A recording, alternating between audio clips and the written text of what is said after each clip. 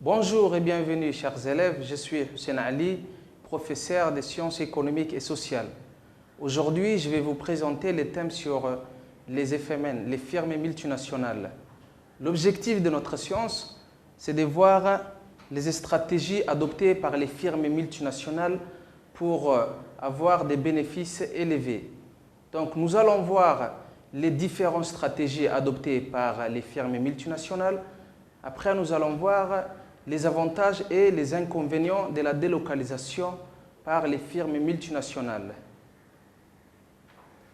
Alors ici, nous avons la définition des FMN, une FMN. Donc qu'est-ce qu'une FMN? Une firme multinationale ou transnationale est une entreprise, société mère, possédant au moins une unité de production à l'étranger. Cette unité de production est alors sa filiale. Donc une FMN, c'est, si on explique la définition qu'on a ici, une FMN, c'est une très grande entreprise qui se trouve partout. Donc aujourd'hui, on peut prendre beaucoup d'exemples sur les FMN. On a par exemple Nike, Adidas, Pepsi et Coca-Cola, etc. Donc toutes ces entreprises-là, ce sont des firmes multinationales qui se trouvent partout dans le monde. La maison mère ou le siège social est situé dans les pays d'origine et reste le lieu des prises de décision pour l'ensemble du groupe. La maison mère, c'est le siège social des firmes multinationales. Donc aujourd'hui, si on prend l'exemple de Coca-Cola, la maison mère, c'est-à-dire les lieux où on prend la décision pour l'entreprise, se trouve en Atlanta, aux États-Unis. Une filiale, aussi appelée société filiale, est une entreprise qui est contrôlée par une autre société dite société mère. Donc une filiale, c'est une entreprise, c'est une branche des FMN. C'est une petite entreprise qui est dirigée par les FMN, ou une entreprise ou une firme multinationale plutôt. Alors là, nous allons voir les stratégies commerciales adoptées par les firmes multinationales.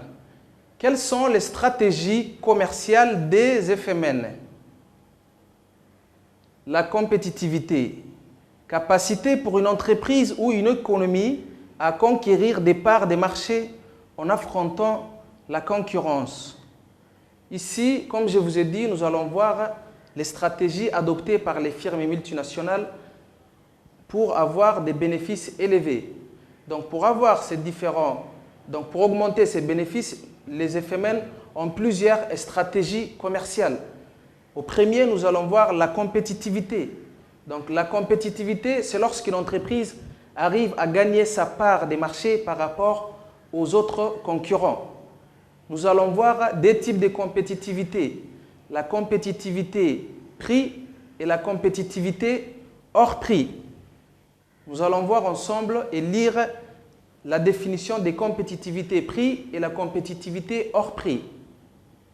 La compétitivité prix ou compétitivité coût, c'est la capacité à conquérir des parts des marchés en raison d'un niveau de prix plus faible que les concurrents. Ici, cette stratégie de compétitivité prix consiste à ce que les entreprises, les firmes multinationales ou une firme adoptent une stratégie en baissant les prix par rapport à ce que les autres concurrents offrent sur les marchés. C'est-à-dire, l'entreprise va décider ici de baisser les prix afin d'affronter les entreprises concurrentes. Donc, lorsqu'elle va baisser les prix, les clients, le nombre de clients qui vont demander ces biens et services vont augmenter. Ainsi, elle aura sa part des marchés en affrontant les concurrents.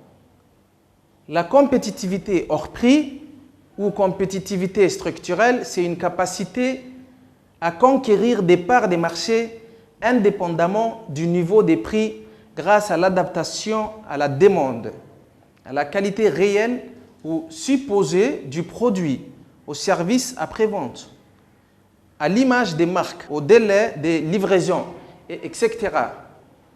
Ici, nous avons la compétitivité hors prix. La compétitivité hors prix, c'est une compétitivité qui ne dépend pas des prix.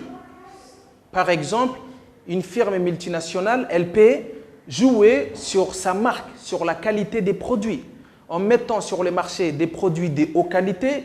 Ainsi, elle peut affronter les concurrents, car les consommateurs, non seulement les prix, mais ils regardent aussi la qualité des produits. Si les produits sont de bonne qualité, ainsi les demandeurs vont augmenter. Et l'entreprise, par cette stratégie de compétitivité hors prix, qui ne dépend pas des prix, certes qui dépend de la qualité du produit ou les services après-vente par exemple. Aujourd'hui, prenons un exemple à Djibouti, supposons qu'il y a deux entreprises, entreprise A et entreprise B. Toutes les deux entreprises travaillent dans les domaines d'importation des voitures, d'automobiles. Donc, on constate que vous partez demander pour l'entreprise A, donc comme on a dit, entreprise A et entreprise B qui travaillent dans les domaines d'importation des voitures. Supposons que vous partez voir l'entreprise A, vous demandez les services que l'entreprise vous offre. Une fois acheté les voitures ou une voiture, quels sont les services que vous proposez? Supposons on vous dit qu'une fois acheté la voiture, il n'y a pas de service dans l'entreprise A. Vous partez demander dans l'entreprise B et vous demandez quels sont les différents services que l'entreprise vous offre après avoir acheté. Donc, supposons on vous dit qu'il y aura plus ou moins des services après-vente. Si, par exemple, la voiture tombe en panne après 3 ou 4 mois, c'est l'entreprise qui va prendre la totalité des charges pour réparer la voiture. Automatiquement, l'individu se dirigera vers l'entreprise B qui offre des services supplémentaires, des services après-vente. Donc ça, c'est une stratégie qui consiste à attirer les clients par sa qualité des produits ou par les services que l'entreprise, par ces différents services que l'entreprise offre. Alors, on continue avec la suite des stratégies adoptées par les firmes multinationales. Nous avons la diversification, la différenciation et l'externalisation. La diversification consiste à produire plusieurs types de produits qui répondent à des besoins différents. Donc la diversification, c'est lorsqu'une entreprise adopte une stratégie en diversifiant ses produits. Si on prend aujourd'hui par exemple l'exemple sur l'entreprise Nike, elle produit en même temps des t-shirts, des chaussures, des bonnets. Donc ça, c'est une stratégie pour diversifier ces différents produits afin d'augmenter les bénéfices. Après, nous avons la différenciation. La différenciation consiste à proposer des produits, c'est-à-dire des biens ou services, qui seront perçus comme différents et bien sûr meilleurs que ceux proposés par les concurrents. La différenciation est le fait qu'une entreprise se démarque en différenciant ses produits par rapport à ses concurrents, en mettant sur le marché des produits de haute qualité. Si on prend aujourd'hui l'exemple sur les téléphones de marque iPhone ou Samsung, donc ils se sont démarqués par rapport aux autres concurrents sur les marchés. Donc c'est une stratégie de différenciation. Ils vont se différencier par rapport aux produits offerts par les concurrents. Finalement, nous avons l'externalisation ou recours à la sous-traitance. C'est la stratégie d'externalisation qui consiste à transférer une partie de l'activité ou des fonctions de l'entreprise, la production, la comptabilité, la gestion des ressources humaines, entretien des locaux à une autre entreprise. Donc ici, l'externalisation consiste à passer une partie de ces activités, c'est-à-dire une partie de l'activité des FMN à une autre entreprise afin de réduire ses dépenses et passer l'activité pour une autre entreprise. Donc l'externalisation est le fait que voilà, les FMN vont passer une partie de leurs activités aux autres petites entreprises de faire les activités à leur place. Là, nous avons les stratégies de localisation des FMN. Donc la localisation, c'est lorsque les entreprises localisent un endroit pour s'installer. Donc les entreprises, les FMN ont plusieurs stratégies de localisation, à savoir les stratégies d'approvisionnement, les stratégies des marchés, les stratégies de rationalisation de la production et les stratégies technico-financières. Alors, les stratégies d'approvisionnement des filiales sont créées à l'étranger pour exploiter et acheminer les matières premières nécessaires à la production. Donc, ici, la stratégie d'approvisionnement est le fait que les entreprises ou les FMN, avant de s'installer, ils vont regarder les matières premières d'un pays, c'est-à-dire là où ils seront mieux approvisionnés en matière des matières premières. Ensuite, nous avons les stratégies des marchés. Les FMN s'implantent en vue de se rapprocher de sa clientèle pour vendre plus facilement, adaptation plus facile au goût des consommateurs locaux, facilité administrative, etc. Donc, les stratégies des marchés et le fait que c'est une stratégie, avant de se localiser, les FMN vont regarder les marchés. Donc, s'ils ont assez de clients qui demandent leurs biens et services, ainsi, ils peuvent adopter cette stratégie. Ensuite, la stratégie de rationalisation de la production. L'entreprise délocalise une partie ou la totalité de son activité de production pour bénéficier des coûts plus faibles ou des législations sur le travail, sur l'imposition, l'environnement, etc., moins contraignantes. Donc, les stratégies de rationalisation de la production, c'est une stratégie visant les coûts de production. Si l'entreprise constate que les coûts de production est plus faible dans un pays où elle a localisé, ainsi elle peut s'installer dans ce pays. Car les entreprises, ils essaient toujours de minimiser les dépenses des coûts de production. Si les coûts de production sont faibles, ils seront incités à se localiser et s'installer dans ce pays. Et finalement, nous avons les stratégies technico-financières. Une FMN fournit à une ou des entreprises indépendantes des actifs immatériels, savoir en gestion, des licences, une assistance technique. Donc ça, ce sont les différentes stratégies adoptées par les FMN en vue de localisation pour s'installer dans un territoire nouveau. Donc ici, nous avons une remarque très importante. Une remarque très importante. La décision de localisation des activités d'une FMN dépend surtout de la stabilité de l'environnement politique et social est un facteur important. Cette remarque nous fait savoir que les FMN prennent une décision de localisation en regardant surtout la stabilité politique et sociale. Bien sûr, dans un pays où il y a des guerres civiles, les FMN n'ont pas intérêt à s'installer, car c'est ce qu'ils regardent en premier, c'est-à-dire la stabilité politique et sociale d'un pays.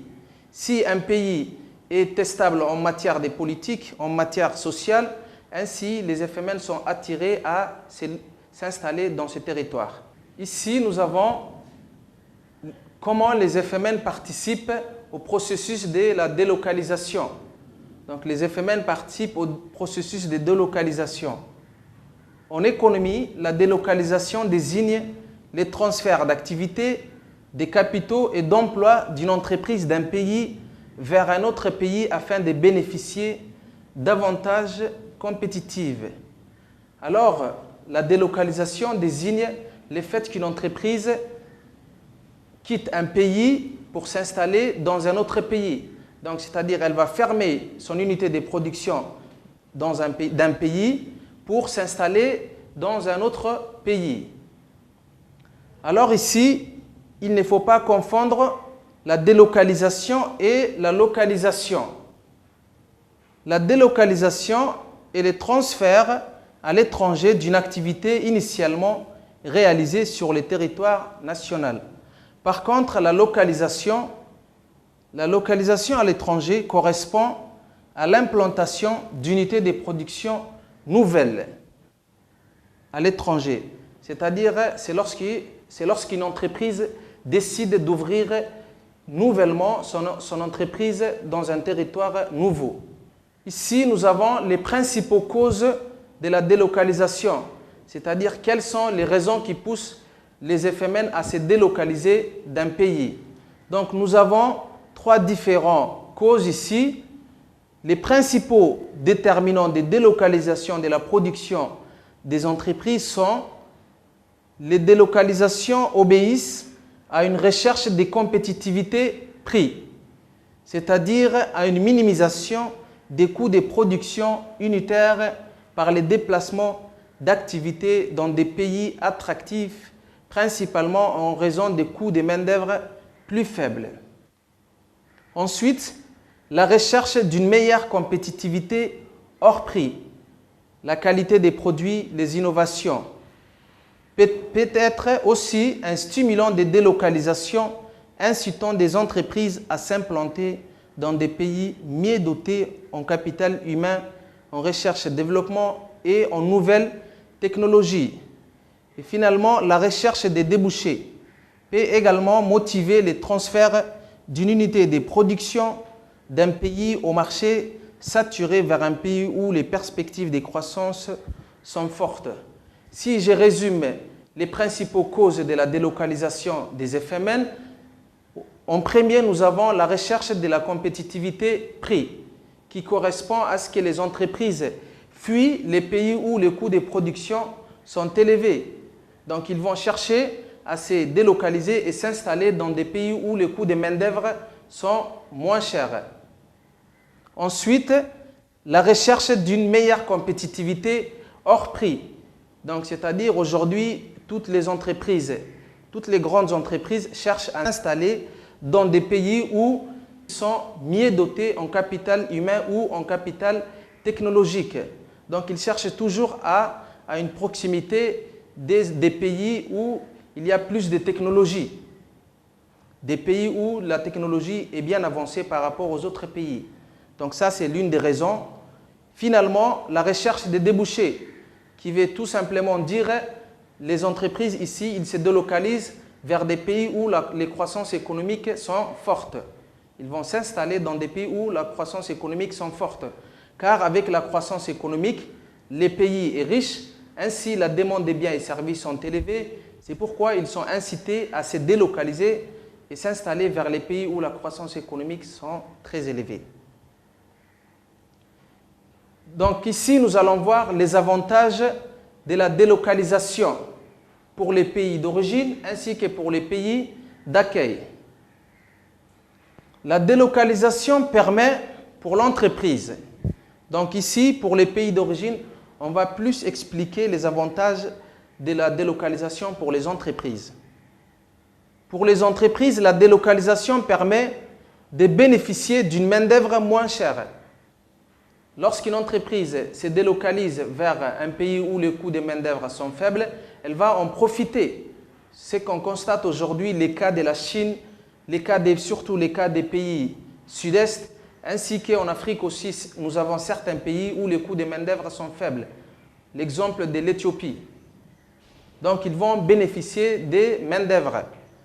Se rapprocher des marchés des consommateurs. Lorsqu'une entreprise s'installe dans un pays, c'est une stratégie qui consiste à s'approcher de ses clientèles. De bénéficier d'une fiscalité souvent intéressante. Donc ça, c'est l'une des raisons aussi, c'est une stratégie. Les entreprises, les FMN, ils s'installent dans des pays où les impôts sur les entreprises sont faibles. Afin d'augmenter leurs bénéfices, ils seront toujours attirés par les impôts faibles. De contourner les entraves à l'exportation.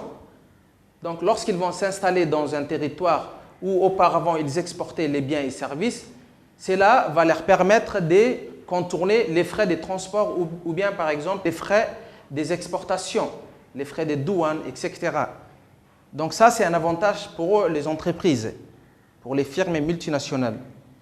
De réduire les pollutions de l'environnement. Donc ça, c'est sur un point d'un pays. Lorsqu'une entreprise ou une FMN quitte un pays, cela va permettre à ces pays-là de réduire ces pollutions, car une FMN, elle pollue plus. Ensuite, de générer des recettes de vente. Lorsqu'elle va se rapprocher de ses clientèles, elle va augmenter son chiffre d'affaires. de diffuser des cultures occidentaux. Alors, de l'autre côté, nous avons les avantages pour les pays d'accueil, c'est-à-dire pour un pays où elle va s'installer. La délocalisation permet de créer d'emplois, donc diminution des chômages. Lorsqu'il y a une nouvelle unité de production qui s'ouvre dans un pays, il y a une création d'emplois, car cette entreprise-là qui s'installe dans ce pays va avoir besoin des travailleurs. Ainsi, les taux de chômage vont diminuer. De bénéficier des recettes fiscales. Donc ça, c'est au niveau de l'État. Lorsqu'il y a une nouvelle unité, surtout lorsqu'il y a une FMN qui s'installe dans un pays, les recettes fiscales de l'État vont augmenter. Car les FMN produisent beaucoup de biens et services. Plus la production augmente, plus les profits de l'entreprise augmentent, cela va avoir des impacts positifs sur les recettes fiscales de l'État. La délocalisation permet aussi de profiter du transfert des technologies. Les FMN, bien sûr, ils s'installent avec des nouveaux matériels très sophistiqués qui va permettre à ces pays-là de connaître une avancée technologique. Donc, ils seront aussi, les employés qui vont travailler dans cette entreprise-là vont bénéficier d'une nouvelle technologie. D'intensifier la concurrence qui aboutit à une baisse des prix des biens et services qui procurent avantage aux consommateurs. Donc, lorsqu'il y aura une nouvelle unité de production qui s'installe dans un pays ou une firme multinationale, il y aura des concurrences entre les différentes entreprises qui offrent des biens et services. Ainsi, s'il y a des concurrences entre les entreprises, les prix vont baisser. Les entreprises vont baisser les prix pour avoir un maximum de clients. Donc ça, cela va permettre aux consommateurs de bénéficier d'un prix faible sur les marchés. Et par la suite, ils peuvent augmenter leur pouvoir d'achat, car ils se procurent des biens et services avec un prix faible. Ensuite, satisfaire des besoins des consommateurs. Les offres sont diversifiées. Plus des entreprises, plus des FMN sur les marchés, qui va permettre de diversifier aussi ou de répondre au goût des différents consommateurs. Ce qui va permettre aux consommateurs de satisfaire leurs besoins. Finalement, nous avons les inconvénients de la délocalisation. Les inconvénients, c'est-à-dire, c'est les côtés négatifs de la délocalisation. Nous avons pour les pays d'origine, des inconvénients pour les pays d'origine. Quelles sont les conséquences de la délocalisation pour les pays d'origine et pour les pays d'accueil? La délocalisation permet de supprimer d'emplois, donc augmentation du chômage. Lorsqu'une unité de production va procéder à une fermeture de son unité, le chômage va donc augmenter. Ensuite, perdre les recettes fiscales. L'État aussi, lorsque cette entreprise quitte les pays, elle va perdre les recettes fiscales qu'elle obtenait auprès de cette firme multinationale. Finalement, de muter des technologies vers d'autres pays. Lorsqu'elle va quitter les pays d'origine, cela va avoir un impact négatif sur les transferts, sur la technologie, sur les avancées technologiques d'un pays. Concernant pour les pays d'accueil, la délocalisation a plusieurs effets négatifs. La délocalisation permet d'engendrer un impact négatif sur l'environnement qui va entraîner plus de pollution. C'est-à-dire lorsqu'il y a une nouvelle unité de production qui s'installe dans un pays, surtout lorsqu'il s'agit d'une FMN, la pollution va augmenter. Donc cela représente un danger pour l'environnement ainsi que pour les humains. Ensuite, il y a un risque d'exploiter des travailleurs, parfois même travail des enfants. Les FMN aujourd'hui, c'est qu'on constate dans les pays du sud-est asiatique, les FMN utilisent plus des mineurs. Donc lorsqu'ils vont faire travailler des petits mineurs, c'est pour minimiser leurs dépenses en matière de coûts de production. Ça, c'est un impact négatif pour les pays d'accueil. Ensuite, risque d'entraîner des faillites des petites entreprises.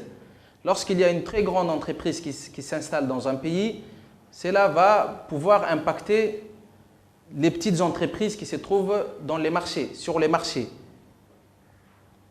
Donc, ils ont un risque de faire faillite. car les consommateurs préfèrent consommer les biens et services des firmes multinationales. La délocalisation permet aussi d'entraîner des problèmes, des différences culturelles. C'est-à-dire les FMN, ils sont accompagnés par leur culture. Ils vont imposer leur culture dans les pays où ils vont s'installer. Cela va avoir un impact négatif sur la culture d'origine d'un pays où elle va s'installer. Et finalement, il y a un risque de menacer la souveraineté nationale. Aujourd'hui, on constate que les firmes multinationales dégagent des profits très élevés par rapport à certains pays, surtout certains pays africains. Quand une FMN a plus de profits qu'un pays, elle pourra négocier avec les gouvernements, voire même occuper la souveraineté nationale. C'est-à-dire elle peut même participer à la décision politique d'un pays. Bon, merci de votre attention, bon courage et bonne continuation.